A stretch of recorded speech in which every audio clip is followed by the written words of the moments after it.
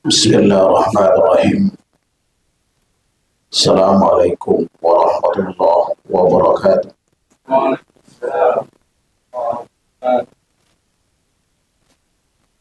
Alhamdulillah. Alhamdulillahilladzi an'amana bi ni'matil iman wa 'azzana bil Islam wa razaqana bittiba'i sunnati rasulih alaihi salatu wassalam ala bahmi ashabil kiram. Asyhadu an la ilaha illallah wahdahu la syarika lah wa asyhadu anna Muhammadan abduhu wa rasuluh la nabiyya ba'dah. Allahumma salli wa sallim ala Muhammad wa ala alihi wa sahbihi wa sallama tasliman katsira. Amma ba'd. Ikhwan dan akhwat sekalian yang dirahmati Allah Subhanahu wa taala. Alhamdulillah, pada siang hari ini di tengah kesibukan ikhwan sekalian, Allah Subhanahu wa taala masih memberikan taufiknya kepada kita untuk bersimbuh di hadapannya. Salawat serta salam senantiasa kita berikan pada Nabi kita Muhammad sallallahu alaihi wasallam beserta para kerabat, sahabat dan pengikut setianya sampai hari kiamat nanti. Insyaallah taala pada siang hari ini kita akan membahas tentang satu dari 50 kaidah Al-Quran untuk jiwa dan kehidupan. Ini buah karya Dr. Umar bin Abdullah Al-Muqbil. Dan ringkasan tentang buku ini bisa di-download di internet berikut terjemahannya. Tapi terjemahan lengkapnya tidak ada. Biasanya promosi biar kita beli bukunya. Saya punya yang bahasa Indonesianya. Dan ini pernah dibedah di As-Sufa dan kita dikasih satu kopi ini. Ikhwan sekalian yang dirahmati Allah Subhanahu wa taala,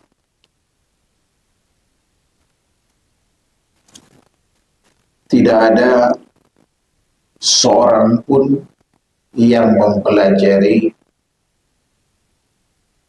Al-Quran lalu kemudian dia mengamalkannya kecuali Allah akan muliakan dia. Dan tidak ada suatu masyarakat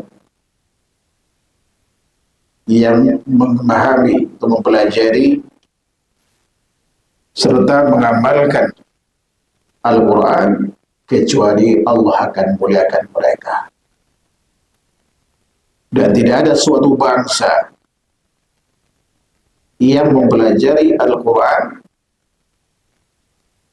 mengamalkan dan menyebarkannya kecuali menjadi bangsa yang bermartabat. Karena inilah kemudian Rasulullah SAW memotivasi kita untuk mempelajari Al-Quran. Bahkan sebaik-baik seseorang yang mau mempelajari Al-Quran dan mengajarkannya, khairukum man ta'allama al-Quran wa 'allamah. sebaik-baik kalian adalah orang yang mempelajari Al-Quran dan yang mengajarkannya. Bahkan dalam skala besar, dalam skala kaum atau juga bangsa, Rasulullah pernah mengatakan, Innallaha yarfa'u bihadzal kitabi aqwaman wa yad'u bihil akharin. Sesungguhnya Allah Subhanahu wa taala akan mengangkat derajat itu suatu kaum dengan Al-Qur'an ini, dan juga akan membinasakan dan menghinakan mereka karena Al-Quran. Sejarah telah membuktikan bagaimana masyarakat Arab sebelum Islam dan bagaimana masyarakat dunia sebelum bersentuhan dengan peradaban Islam yang dibangun oleh Rasulullah SAW dan para sahabatnya. Semua hidup dalam kegelapan, dalam ketidakpastian. Bahkan perkara-perkara yang baik kemudian dianggap hina dan menistakan. Tapi setelah kemudian Al-Quran diturunkan oleh Allah Subhanahu wa taala, kemudian diterapkan dalam kehidupan mereka, baik oleh Rasulullah SAW atau para sahabatnya, akhirnya kemudian merubah wajah Arab yang tadinya cenderung, ya kan, keakuan itu muncul, lalu kemudian muncul rasa saling tenggang rasa satu sama lainnya, tanpa membedakan dari suku dan kasta apa mereka. Saya yakin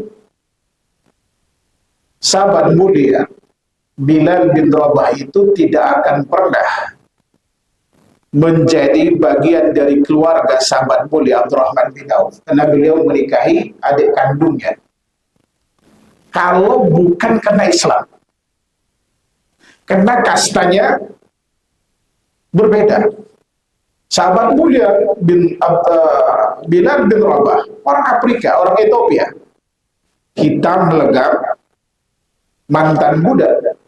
Sementara kemudian istrinya itu suku terpandang, kaya, cantik, ya kan? Kalau bukan karena Islam, bukan karena menerapkan Al-Quran dan Sunnah, baik sahabat mulia Bilal bin Rabah ataupun pihak keluarga dari Abdurrahman bin Auf, mungkin mereka tidak akan pernah bersatu.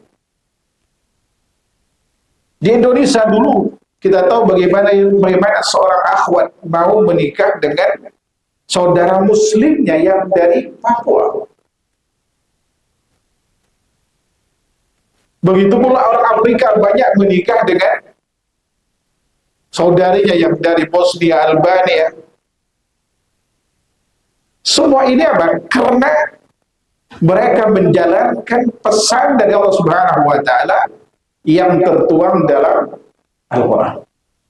Jadi sekat-sekat yang pembeda antara satu suku dengan yang lainnya, antara satu bangsa dengan yang lainnya, itu hilang ketika, ya kan, mereka menerapkan Al-Quran dan Sunnah dalam kehidupannya. Ikhwan sekalian yang dirahmati Allah Subhanahu wa taala, inilah kenapa, ya kan, kita diwajibkan untuk mempelajari Al-Quran.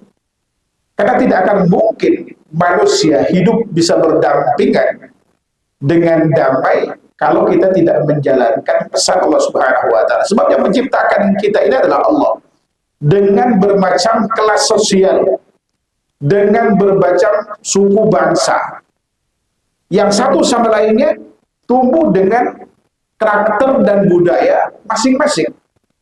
Dan itu tidak akan mungkin bisa disatukan, ya kan, kecuali mereka berada dalam keyakinan dan pemahaman yang sama.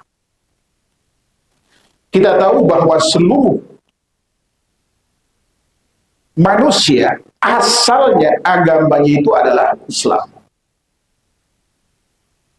Manusia sendirilah kemudian yang memelencengkan wahyu Allah Subhanahu wa taala yang turunkan kepada para rasulnya sejak zaman Nabi Nuh sampai kemudian sebelum Nabi Muhammad sallallahu alaihi wasallam. Itu terakhir yang diutus sebelum Nabi Muhammad SAW adalah Nabi Isa.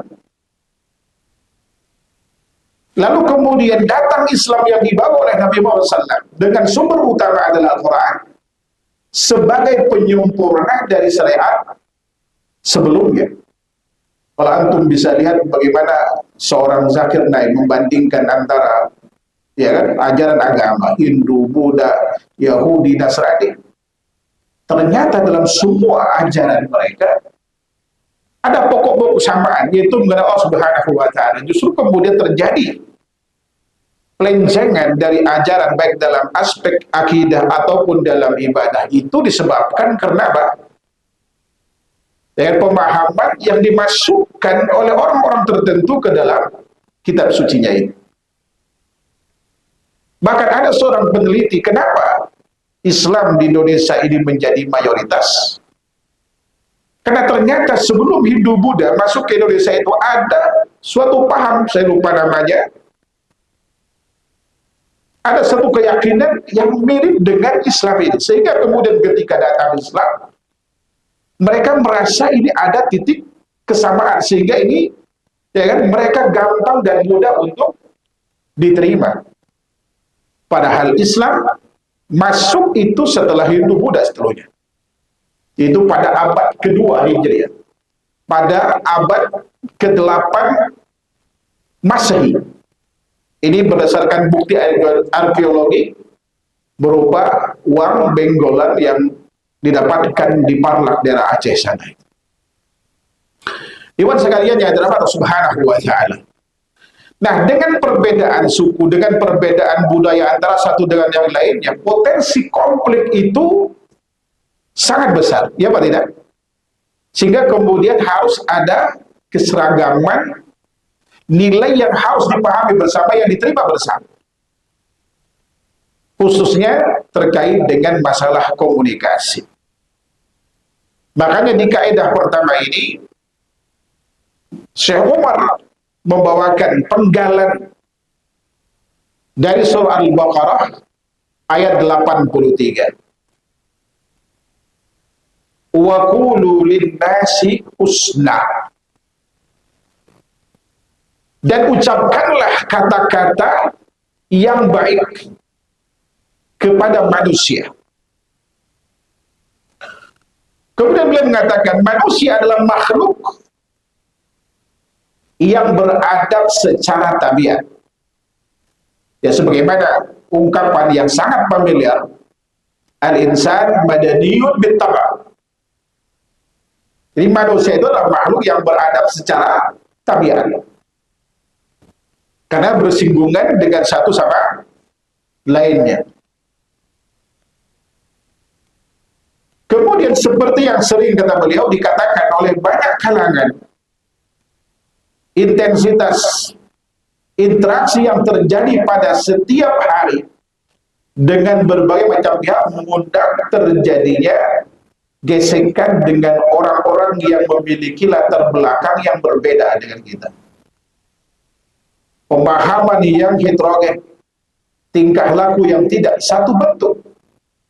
Ya, dari interaksi yang terjalin itulah lalu mendengar kebaikan, dan pada waktu yang bersamaan ia juga mendengar keburukan. Ia melihat hal-hal yang dapat mempengaruhi hidupnya. Jadi kaidah ini hadir untuk mengatur hubungan antar sesama manusia. Sebab siapapun dan apapun sukunya, dari latar belakang apapun kita, dan kelas sosial apapun kita, pasti kita sepakat semua kita, ya kan, ingin mendapatkan ucapan tutur kata dari orang lain itu yang baik, ya Pak tidak? Dan semua kita sepakat bahwa kita tidak mau menerima ungkapan yang tidak menyenangkan hati kita. Coba andai kata orang yang gagal sekalipun ketika kita puji dia, ya kan? Pasti dia senang. Sebaliknya andai kata orang yang sukses, kalau kemudian kita katakan dengan kata-kata yang tidak pantas bagi dia, pasti itu tidak menyenangkan. Tetapi dengan kata yang baik, baik yang sukses maupun yang gagal, itu pasti cenderung akan menerimanya. Ini kalau dibaca detailnya. Ini waktu kita sampai jam 1 ya. Baik, ada tanya jawab? 5 menit. Baik. Saya usahakan saya ringkas saja. Jadi setiap orang pasti menginginkan yang terdengar dari orang lain itu adalah yang baik. Sebagaimana juga kita. Dan Al-Quran telah mengajarkan kepada kita bagaimana cara kita berinteraksi dengan orang lain. Nah, pertama, tentang makna kata hasan. Apa yang dimaksud dengan husna ini? Ada yang menggunakan kata ihsan atau hasanah. Wa qulu lin-nasi husna. Beliau katakan bahwa yang namanya ya kebaikan itu bisa dari gaya bahasanya, bisa memang dari katanya itu mengandung sesuatu yang manfaat gitu. Jadi setiap kata yang mengandung manfaat itu baik,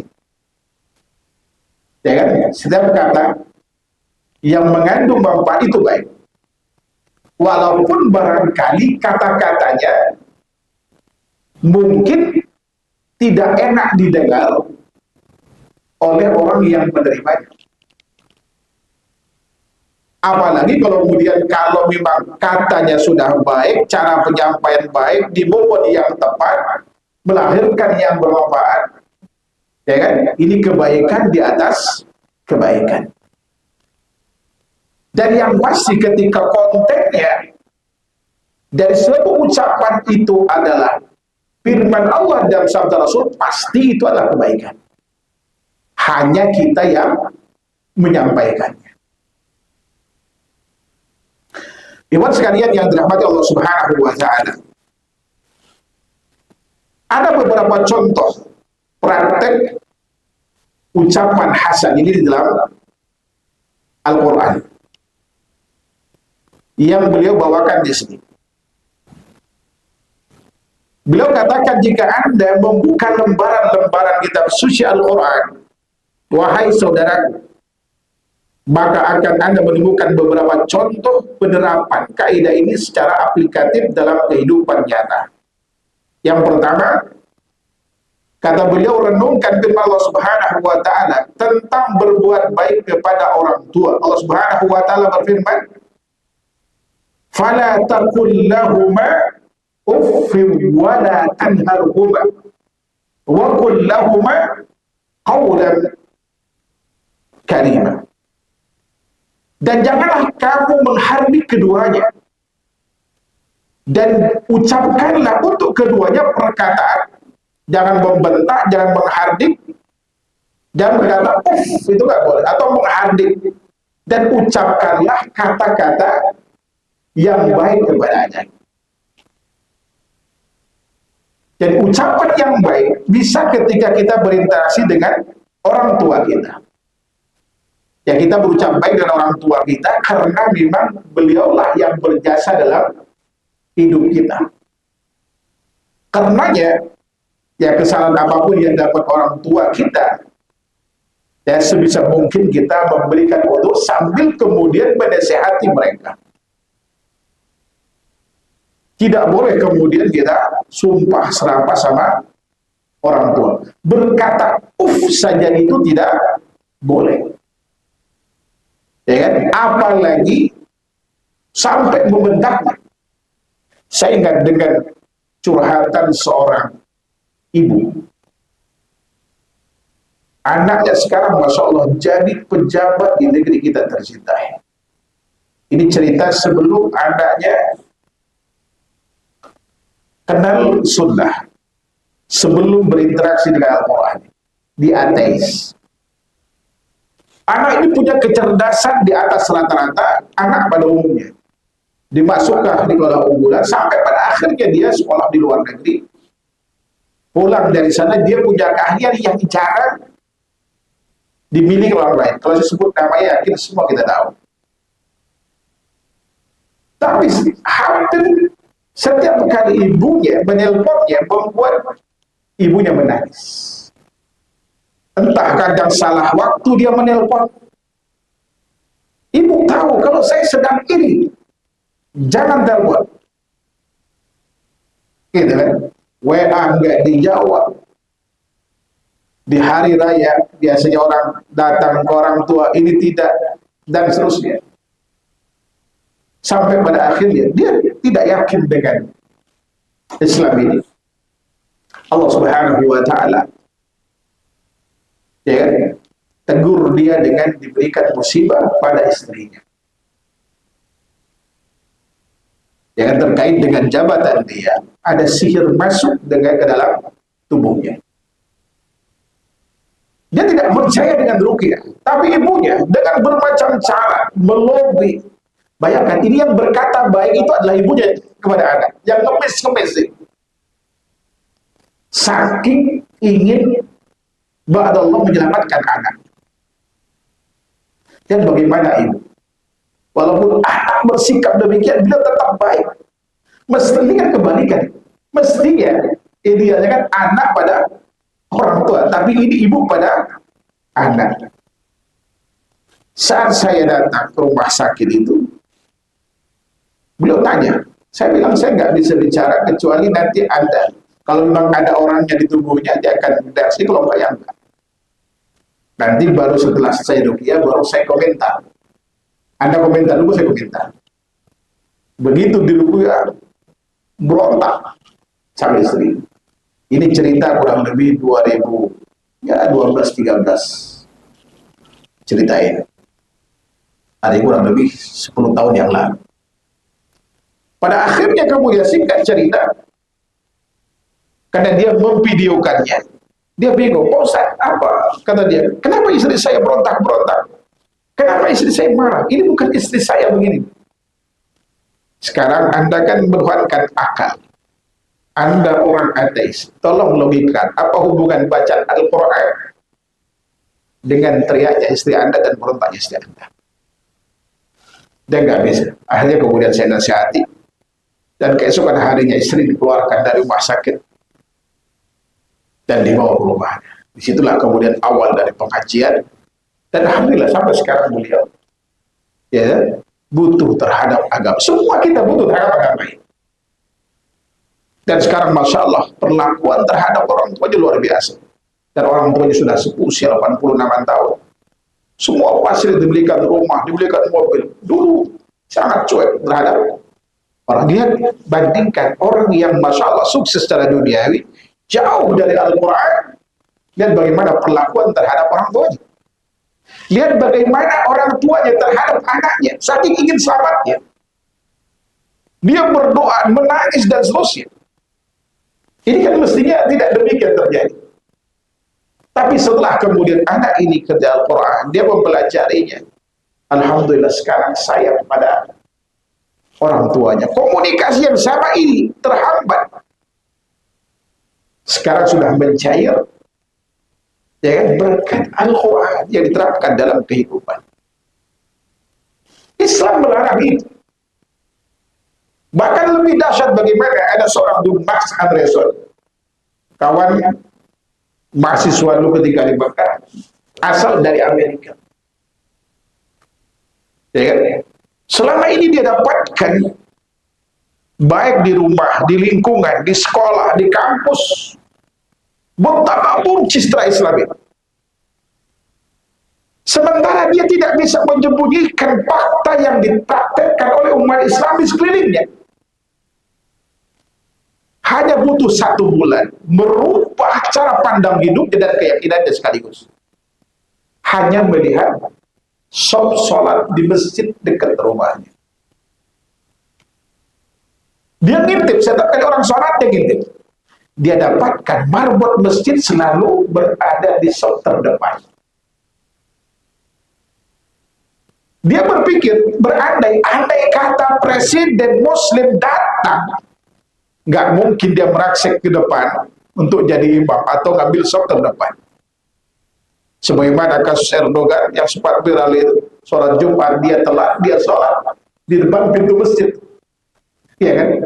Nggak mungkin kok. Ya, pas pampresnya bisa saja dilakukan kan? Stop, ya kan? Jangan sholat. Ini presiden mau sholat, bisa nggak lakukan? Sangat bisa. Tapi karena Erdogan sadar betul itu nggak mungkin dilakukan, dia rela sholat di pintu masjid. Mungkin udah sholat keberapa itu. Lalu dia berpikir, dia bandingkan dengan yang dapatkan di agama sebelumnya. Di sop terdepan itu nggak akan mungkin diisi oleh orang miskin. Hanya diisi oleh orang kelas-kelas terpandang saja, baik secara ekonomi atau kelas sosial lain. Dia katakan, ini Masya Allah luar biasa Islam. Nggak bilang Masya Allah ya, pasal itu dia kafir. Dan bagaimana Islam? Di dunia yang boleh dia jadi apa saja, tapi begitu menghadap Tuhannya, tidak ada beda antara satu dengan yang lain. Semua sama. Singkat cerita yang berkait dengan tema kita ini, apa yang terjadi? Dia praktekkan Islam sebelum dia masuk Islam. Tapi sembunyi-sembunyi. Nah, sebelum kemudian disidang oleh keluarganya, qadarullah dia dulu masuk Islam. Setelah dia nanya banyak hal kepada guru-guru atau syekh atau ustaz-ustaz yang ada di sekitar di Amerika. Dia berubah. Yang tadinya suka sumpah serapah pada orang tua, omong kotor, mabok, ya kan, keluar keluyuran malam, itu tidak lagi terjadi pada seorang Marx Andreson ini, yang kemudian nama itunya Ismail. Pada akhirnya disidang beliau. Apa yang terjadi dengan Anda? Dia bilang, kenapa Anda berubah? Dia jawab, apakah perubahan saya ini baik atau tidak baik? Setiap kali ditanya, kenapa sebab perubahan, dia selalu menjawab, perubahan saya baik atau tidak baik? Kalau perubahan saya tidak baik, saya akan tinggalkan. Kalau perubahan ini menurut dari pandangan kalian adalah baik, ayo ikut saya. Mereka penasaran, akhirnya kemudian mengatakan, inilah agama yang selama ini betapa buruk citranya itu di tengah masyarakat dan komunitas kita. Bukankah ayah mengatakan ini itu dulu? Di kampung, di sekolah, di kampus, di tempat ibadah, sama seperti itu semua. Ternyata begitu saya kaji terjemahan Al-Quran, inilah yang saya praktekkan sekarang. Gak percaya, akhirnya dibelikan buku-buku Islam terjemahan Al-Quran. Alhamdulillah, seanggota keluarganya masuk Islam. Sehingga saya lupa antara ayah atau ibunya meninggal sebelum masuk Islam. Dan bagaimana? Ya kan? Kebaikan itu diterima oleh semua orang. Bagaimana seorang Marx Andreson berubah begitu drastis setelah mendapatkan kebaikan Islam? Bahkan ada musisi besar, kaya raya, tenar yang tidak mendapatkan kebahagiaan dalam hidupnya. Ketika diajak oleh kawannya ke masjid, diperlakukan dengan santun dan baik, dengan akhlak mulia. Dia berubah, didapatkan di masjid itu berbagai macam orang, putih, hitam. Sebagaimana di agama sebelah, ya kan, ada gereja khusus buat orang hitam, ada khusus buat orang putih, dan sebagainya gitu kan. Ini luar biasa. Dan kemudian inilah agama yang saya cari. Akhirnya dia masuk Islam, dan sekarang dia menjadi pendakwah. Lihat bagaimana kebaikan itu. Jadi kebaikan ini sejatinya ucapan baik, ya kan, ada dalam rangka mengatasi, ya kan, andai kata terjadi persisan yang disebabkan perbedaan ya kan, komunikasi antara satu dengan yang lain. Mungkin bagi kita, kalau antum pernah berinteraksi dengan ikhwan kita yang dari Afrika, ya kan, karakter yang keras, kasar, beda dengan orang Asia. Orang Asia ternyata begitu kejam, oh maaf, gitu. Maaf Pak, ya seperti orang Solo katanya, saya biasa guyunan, orang Solo kalau injek kakinya dia yang minta maaf. Saking lembutnya gitu ya, saking baiknya. Bahkan umumnya orang Barat itu benar orang kita itu baik, secara umum, ya kan, secara umum. Dan alhamdulillah karena itu mayoritasnya Muslim, sehingga kemudian terwakili, ya kan, kebaikan itu yang menjadi penilaian mereka. Dan berapa banyak kemudian orang non Muslim masuk Islam, ya kan, karena kebaikan orang Islam ini. Kemudian yang kedua, contoh yang kedua, ini secara aplikatif yang diterapkan di Al-Quran terkait dengan kaidah ini, yaitu pujian Allah Subhanahu wa Ta'ala terhadap hamba-hambanya yang beriman. Allah Subhanahu wa Ta'ala berfirman, dan apabila orang-orang yang jahil, dalam surah Al-Furqan ya, dan apabila orang-orang jahil menyapa, wa idza khatabahumul jahiluna qalu salama, dan apabila orang-orang jahil menyapa, mereka mengucapkan tutur kata yang baik. Ini dalam surah Al-Furqan, ciri ibadur rahman, ya kan, ibadur rahman alladhina yamshuna 'alal ardi hauna wa idza khatabahumul jahilun qalu salama. Apabila orang-orang bodoh menyapa mereka, mengucapkan tutur kata yang baik. Ibnu Jarir berkata ketika menjelaskan ayat ini, yaitu apabila ada orang-orang jahil itu menyapa orang-orang beriman dengan ucapan yang kasar dan penuh kebencian, mereka justru membalasnya dengan tutur kata yang benar lagi mencerahkan. Jadi tidak emosi. Jadi kalau ayat tadi, jadi juga mengisyaratkan bahwa bisa kita yang mengawali ucapan kata yang baik itu, bisa juga kemudian sebagai respon ketika orang bertutur kata kepada kita yang buruk, kita jangan membalas dengan ucapan yang buruk, tapi ucapkan kata-kata yang baik. Ya sebagaimana juga dikatakan oleh Al-Imam Ali bin Abi Thalib radhiyallahu anhu, ya kan? Ini pesan bagi kita para dai khususnya, atau penyampai, penyeru kepada kebenaran. Beliau pernah katakan, khatibun nas ala qadri uqulihim, kata beliau. Berkomunikasilah dengan manusia sesuai dengan kadar kemampuan mereka. Artinya komunikasi, cara kita komunikasi ini harus disesuaikan dengan orang yang kita ajak bicara itu. Ya kan? Dulu pernah ketika kajian, saya minta apa namanya untuk dibuat hijab. Yang nggak ngerti istilah hijab itu nggak ngerti. Sater itu.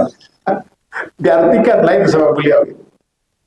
Ya karena beliau tidak paham apa itu hijab. Ya kan? Alasannya kata sahabat mulia Ali bin Abi Thalib, aturiduna ayyukadzaballahu wa rasul. Apakah kalian mau Allah dan Rasulnya didustakan? Misalkan, kita tahu bahwa Allah itu bersemayam di atas arsy. Ar-Rahmanu 'alal arsy istawa. Atau kemudian Allah punya tangan. Untuk orang-orang awam, hal semacam ini, ya kan? Jangan langsung kemudian apa? Kita sampaikan. Ada kapan kita menyampaikan itu. Jangan ujuk-ujuk tiba-tiba Allah punya tangan, gambar mereka perlu itu sama dengan makhluk gitu. Paham ya maksudnya? Tapi kalau orang yang sudah belajar, punya background pendidikan atau dia belajar atau ada di sana, tetap kita sampaikan. Ya kan, kita sampaikan. Karena khawatir kemudian di masa Allah itu punya tangan, masa Allah itu bersemayam, kalau itu dia punya teman. Ya kan? Seperti itu. Jadi kita komunikasikan dengan orang awam sesuai dengan latar belakang pendidikan mereka. Agar kemudian pesan yang disampaikan itu nyampe, itu juga qaul hasan. Termasuk kemudian ketika berinteraksi dengan non-muslim, dialog misalkan. Allah Subhanahu wa taala mengatakan, ya, wajadilhum billati hiya ahsan. Dan dialoglah dengan ahlul kitab itu dengan yang kata-kata yang lebih baik. Ya kan? Mungkin apa yang dilakukan Zakir Naik melakukan perbandingan, ya kan? Perbandingan agama dari sumber-sumber, ya kan, kitab suci mereka yang autentik, itu termasuk jidal yang baik. Buktinya alhamdulillah dengan izin Allah Subhanahu wa taala, berapa banyak Allah Subhanahu wa taala jadikan ceramah-ceramahnya itu baik yang secara langsung atau kemudian dari YouTube-nya, orang kemudian masuk Islam. Karena sejatinya fitrah manusia, ya kan, semua menginginkan kebaikan itu, kebenaran itu. Hanya kadang-kadang terhalangi, bisa disebabkan kena kebodohan, bisa disebabkan kena paham yang keliru, atau doktrin agama yang yang diselewengkan oleh oknum-oknum, termasuk dalam Islam. Munculnya bid'ah dan seterusnya, ya kan? Karena itu penyimpangan terjadi sama dengan agama yang lain. Cuma dalam agama yang lain penyimpangan fatal dalam aspek agama, dalam aspek akidah. Di kita umumnya adalah dalam aspek ibadah, walaupun dalam akidah juga ada. Kita tahu Syiah, ada Murji'ah, ada Qadariyah, ya kan? Ada Khawarij, ada Dahriyah dan lain-lain. Itu penyimpangan dalam akidah. Ikhwan dan akhwat sekalian ya Subhanahu wa ta'ala.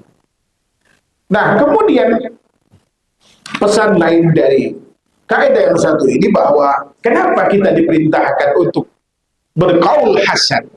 Di samping tadi kena ingin memperbaiki, mencairkan interaksi mungkin yang buntu, kena komunikasi yang tidak baik, ya kan? Kemudian juga karena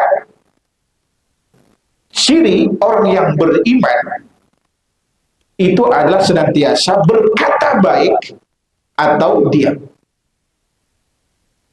Bukankah Rasulullah mengatakan, man kana yu'minu billah wal yawmil akhir falyaqul khairan aw liyasmut.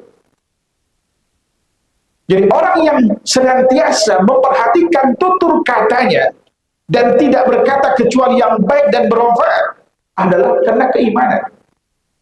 Sebab Rasulullah katakan, barang siapa yang aku beriman kepada Allah, beriman kepada yaumil akhir, hendaklah dia berkata baik atau diam. Sebab paling banyak manusia masuk neraka, kata Rasulullah, disebabkan apa? Lisan dan kemaluan. Aktsaru ma yudkhilun nasan nar al-ajubah.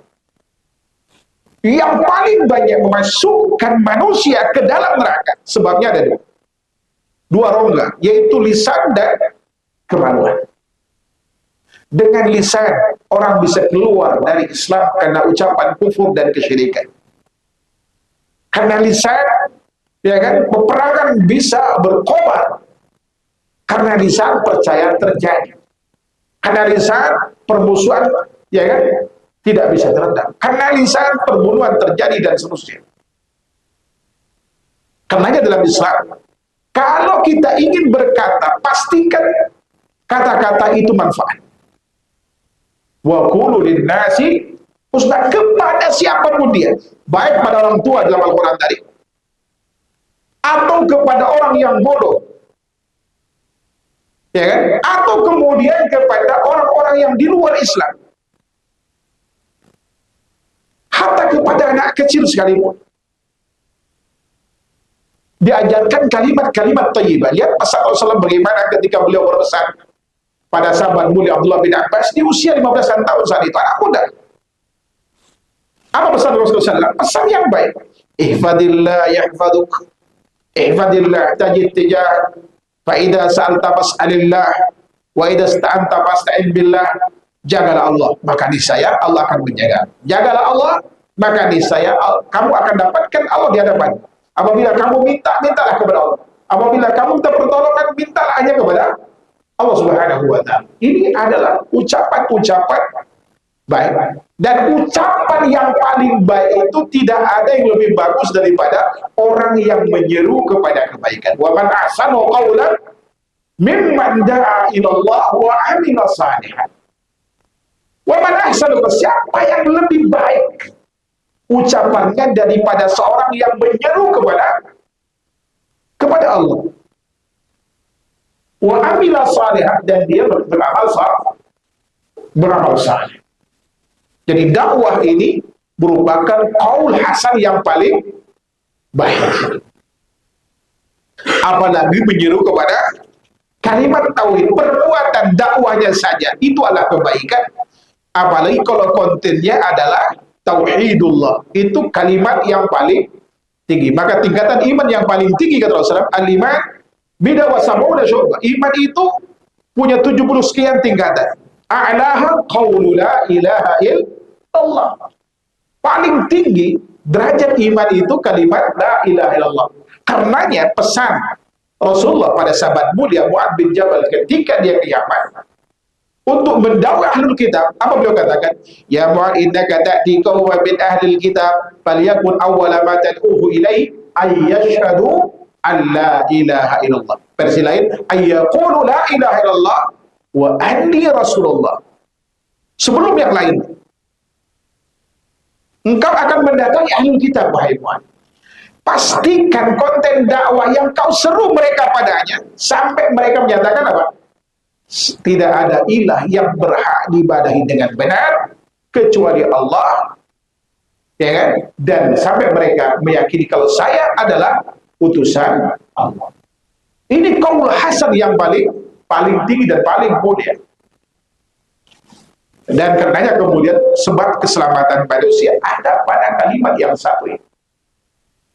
Karenanya ucapan yang paling diharapkan keluar dari seorang sebelum dia meregang nyawanya, kalimat la ilaha illallah.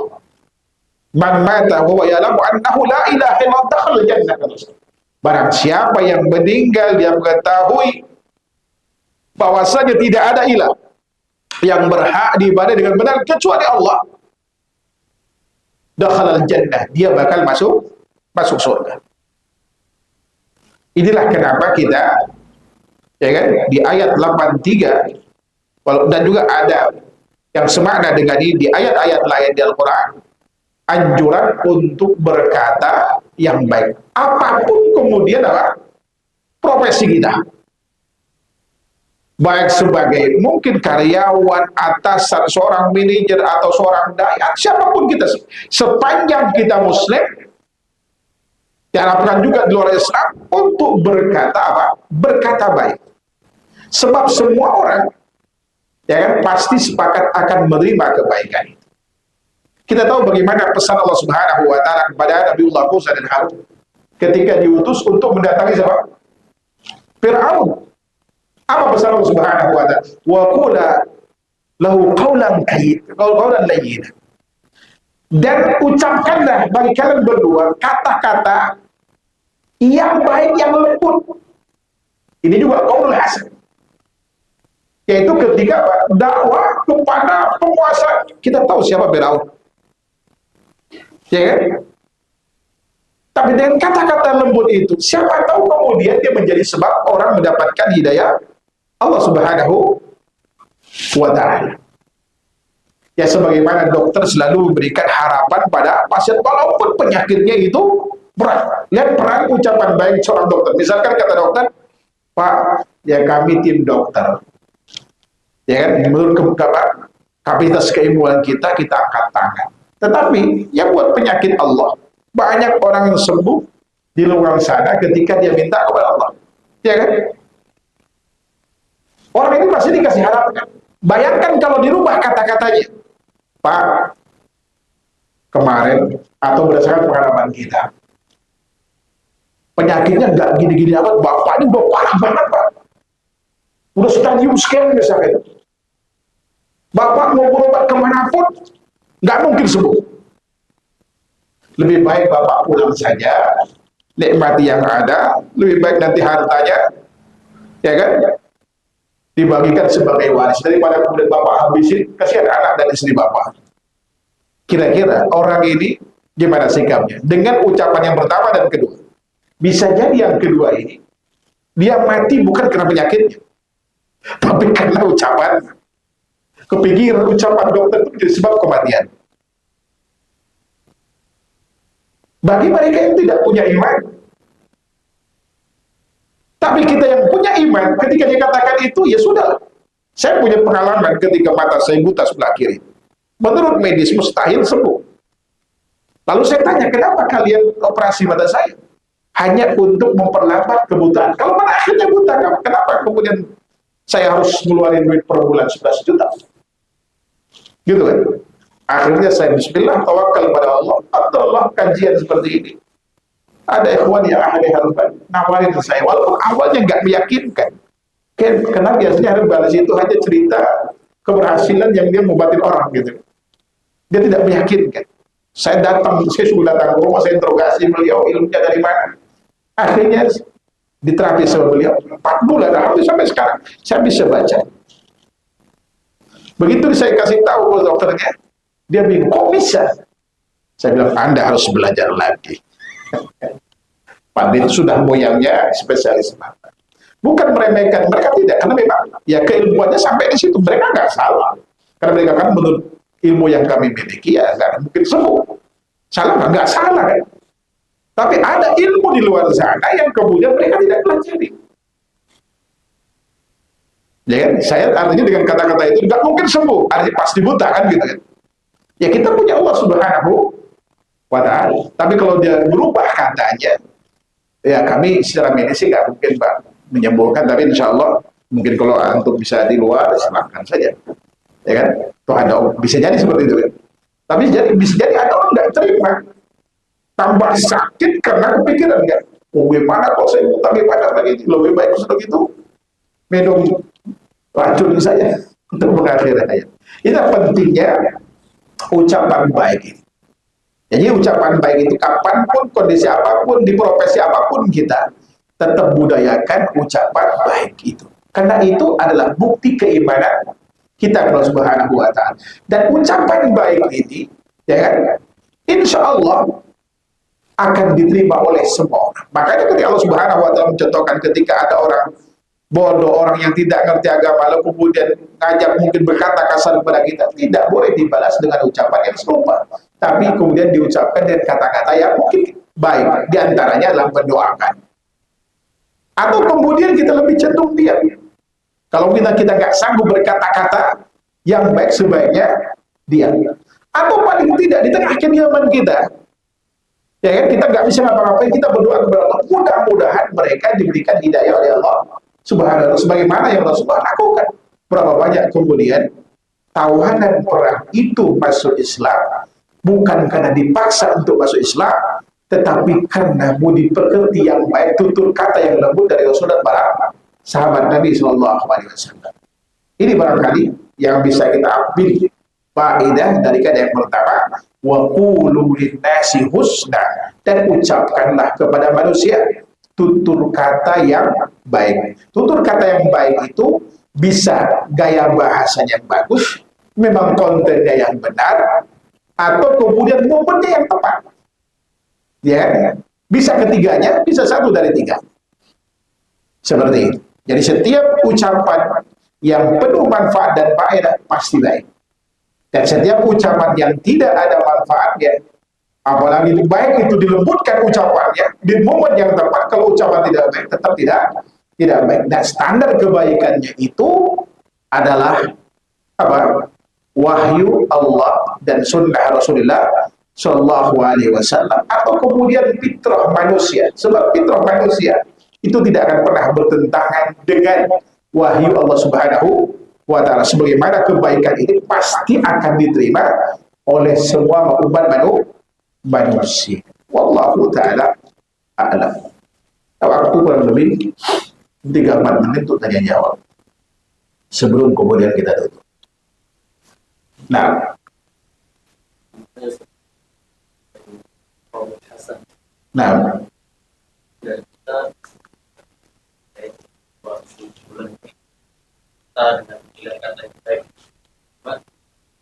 malah kita siap kadang ada yang namanya yang adanya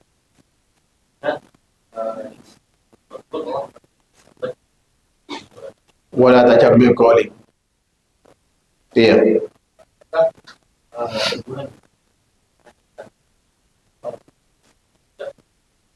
Tetapi kita siap ya kita bagus tinggi. Tapi nadanya rada tinggi. Ini saya kira tergantung kebiasaan. Kita juga harus tahu orang ini berasal dari mana. Orang daerah, dibilang orang daerah yang tinggal di perkampungan, yang jarak rumahnya mungkin 500 meter, ya kan, sekilo, sehingga kemudian kalau manggil tetangga itu pakai teriak. Ketika dia datang ke Jakarta, budaya itu tetap ada. Kami, saya dari Kalimantan, ya kan, rumah dulu, tahun 80-an, jaraknya kan jauh-jauh. Jadi kami udah biasa yang namanya teriak bulan. Jadi begitu datang, ketika abang saya nikah di Sunda yang umumnya lembut tutur katanya, kita panggil mereka, dia marah, padahal kita nggak marah. Karena itu memang kebiasaan. Tapi seiring dengan waktu, ketika kemudian kita sudah belajar, artinya kalau kita ini belajar agama kemudian kita mempelajari agama, tahu tidak boleh berkata tinggi, itu tidak akan kenal yang namanya mau orang kampung bukan kampung, pasti sama. Akan sesuai dengan standar yang ada. Ya kan? Kalau misalnya seperti dekat seperti ini, nggak mungkin kita ngomong yang panjang suara lantang. Tapi kadang kita nggak sadar kalau itu bagi kita udah standar biasa. Termasuk orang kurus dengan orang gendut beda tekanannya. Ya kan? Coba lihat imam-imam yang gendut rata-rata suaranya melengking. Kenapa? Karena kejepit nih badan. Ya kan? Beda dengan yang kurus. Itu juga kita harus paham. Selama itu adalah misalkan tidak ada unsur kesengajaan dari dia, mungkin antum tegur juga ada masalah. Siapa tahu kemudian dengan ditegur itu dia akan mengurangi peluangnya. Tapi kalau memang itu sudah aslinya begitu, ya kan, mungkin menurut dia itu udah yang terendah. Ya kan? Menurut kita tinggi, yang terbiasa dengan rendah, ya kan? Ya kita juga harus maklumi. Yang penting adalah pesan yang disampaikan itu adalah kebaikan. Wallahu ta'ala. Jadi kalau pertanyaannya apakah kita memang tidak boleh meninggikan suara? Iya. Ya kan? Bahkan momen-momen tertentu seperti dalam masjid, jangan andai kata yang kita sampaikan, yang kita omongin, yang kita baca itu adalah kebaikan. Tapi ketika dihadapkan dengan orang yang sebanyak sholat di masjid, maka volume hatta baca Al-Quran disuruh turunkan. Bukankah Rasulullah menegur sahabat yang baca Quran nyaring ketika di masjid? Iya kan? Padahal nggak bisa merasa, ini Quran saya baca. Iya, tapi ketentuan agamanya melarang kita untuk menyaringkan bacaan ketika ada orang sholat. Berarti ucapan yang baik belum tentu baik ketika di waktu yang tidak tepat. Makanya kebaikan itu bisa berkaitan dengan kontennya, waktunya, momennya, dan caranya. Ya kan? Kalau kita Masya Allah kuasai semuanya, Alhamdulillah. Orang yang biasa cenderung kata-kata tutup katanya lembut, ya kan? Itu biasanya disukai orang. Saya punya kawan orang Afrika, orang Sahil Aj. Dia hafal Al-Quran, bawaannya selalu senyum. Memang nadanya tinggi, tapi kata-kata Masya Allah orang humoris. Ya kan? Hitamnya Masya Allah sama dengan hitamnya ini. Hanya gigi, tapi orang semua suka, termasuk saya suka sama beliau. Kenapa? Karena akhlaknya mulia, tutur katanya santun. Ya kan? Selalu mengalah, senyum, Masya Allah gitu. Jadi kalau bicara agama ketika sudah masuk ke dalam kehidupan seseorang, itu merubah segalanya. Ya kan? Apapun latar belakang orang itu asalnya, apapun latar belakang agama, sebagaimana tadi orang Amerika, bagaimana hidupnya dia bebasnya dia, ya kan, mungkin disebut dengan zinatul maharim, zina dengan mahram itu udah biasa. Tapi begitu dia ngerti Islam, ngomong kasar aja nggak berani sama ibu, keluar malam udah nggak dilakukan, minum khamr tidak, Ya kan? Yang tadinya masalah suka usil jahilin orang, udah enggak. Itu yang membuat keluarganya bertanya-tanya, ada apa dengan Anda? Apa yang merubah Anda? Ternyata agama yang selama ini dianggap buruk, jelek, dan seterusnya, itu yang berubah dengan izin Allah Subhanahu wa Ta'ala. Ya kan? Jadi Islam itu, lihat bagaimana Ustadz siapa yang dari Papua itu, Masya Allah, bagaimana Fadlan yang dibilang Ustadz Sabun itu, ya kan? Sampai orang non-muslim pun ketar-ketir dengan beliau kan? Bagaimana dia berdakwah? Sentuhannya dengan sabun, ya kan? Diajak mandi, diajar, dimanusiakan, dikasih baju, dikasih pendidikan. Alhamdulillah. Lihat, padahal mereka nggak ngerti agama. Jadi ketika Islam itu bahkan ada, Masya Allah, ada ikhwan kita tinggal orang tinggal di sini. Jadi imam suaranya merdu. Saya kalau dia nyuruh imam saya nggak mau, karena saya ingin dengar suara dia. Antum saya nggak mau, saya bilang antum harus jadi imam. Suaranya lembut dan orangnya lembut. Nggak ada yang nampak orang dari timur. Kenapa? Karena beliau ngerti agama. Apa tadi dia? Ya kan? Ya bagaimana Islam berubah ya? Makanya ajaran Islam sifatnya kan universal. Rahmatan lil alamin itu dengan segenap kesempurnaan yang ada dalam Islam. Rahmatan lil alamin bukan toleran tanpa batas. Rahmatan itu ada perintah isi di dalamnya, ada juga nadula larangan, itu rahmat. Ya kan? Ketika ada kezaliman, bukankah Rasulullah juga memerangi? Ya kan? Juga itu rahmat supaya apa? Ya sebagaimana dakwah itu seperti mengamputasi bagian dari organ tubuh orang, kan begitu. Menurut kita ketika dalam kondisi normal orang motong kakinya itu dibilang apa? Itu bodoh kan? Tapi dalam kondisi tertentu ketika dibutuhkan, ya kan? Itu bagus. Kenapa? Karena menyelamatkan bagian besar dari tubuhnya. Sama dengan peperangan, kadang-kadang dibutuhkan. Kapan? Ketika terjadi kezaliman di mana-mana, umat Islam diserang, kita melawan, membela dalam rangka menyebarkan apa? Keadilan dan rahmat itu. Tapi yang dilihat adalah perangnya, tapi nggak dilihat sebabnya apa. Kan gitu. Tapi kalau tahu sebabnya, insya Allah mereka tidak akan pernah mencitra burukkan Islam. Tapi alhamdulillah sekarang ini Islam, Masya Allah, menyebar dengan ketentuan Allah Subhanahu wa Ta'ala, apapun sebabnya. Yang jelas sekarang umat Islam di dunia sudah dipertimbangkan. Bahkan di pusat, di kota Roma sendiri, ada orang kelahiran sana, keturunan Mesir yang mencalonkan jadi wali kota. Ini artinya ketika orang sudah menikah sudah mempertimbangkan bahwa Islam itu sudah bisa diterima di mana-mana. Di tengah banyaknya kemudian agama-agama tertentu meninggalkan agamanya. Bahkan banyak gereja yang dijual menjadi masjid. Biasanya jadi masjid itu seketika nggak laku jadi bar, jadi diskotik, jadi mall gitu kan.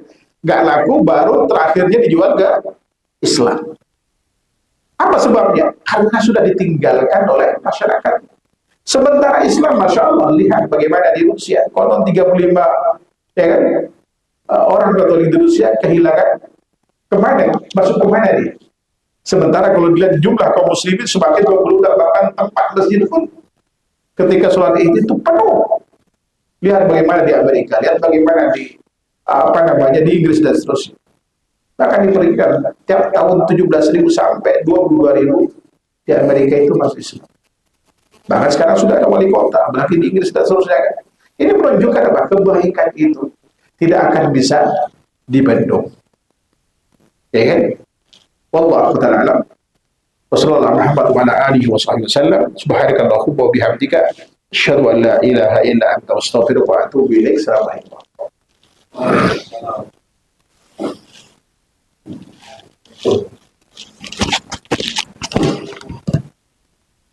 Anak minta ini ya.